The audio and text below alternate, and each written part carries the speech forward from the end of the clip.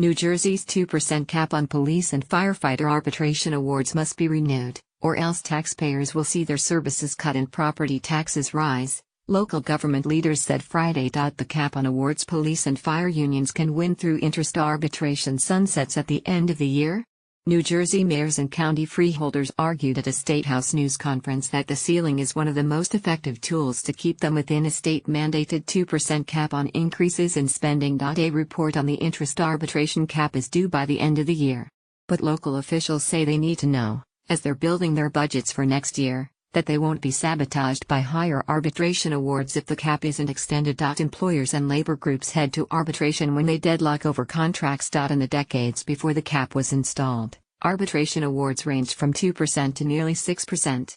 Since 2011, independent arbitrators have been limited to awarding annual raises up to 2%. The law was extended a first time in 2014 without a single vote against it. Proponents credit the cap with helping to slow the growth of the highest property taxes in the country, though opponents note that most contracts are settled through negotiations.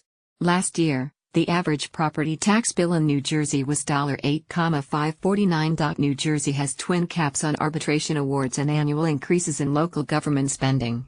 Interest arbitration is one of the tools we were handed when we were given the 2% tax levy cap, said James Perry, president of the New Jersey Conference of Mayors. Without the limits on arbitration, officials said they may cut spending on non-mandated services or tinker with the exceptions baked into the 2% levy cap that allow them to push the spending up by more than 2%. The local leaders echoed Gov. Chris Christie, who earlier this week urged that the bill not be allowed to sunset and said he would sign a bill during the lame duck session following Election Day, but leaders of the Democratic-controlled legislature are waiting on instructions from their Democratic nominee for governor, Phil Murphy. Christie said. The governor and his lieutenant governor, Kim Guadagno, the Republican candidate for governor, have criticized Murphy for withholding his support until he sees the results of the impact study. But John Donadio, executive director of the New Jersey Association of Counties, said local officials aren't waiting on Murphy.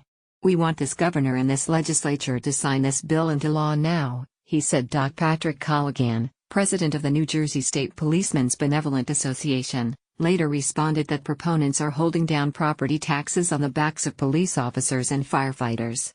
"The fact that they seem to think this is the biggest tool to control property taxes just tells me they're not putting any energy into anything else," he said. "We were told when it first went in that it was a temporary cap, and now it seems to be the only answer for the growth in property taxes in the state of New Jersey.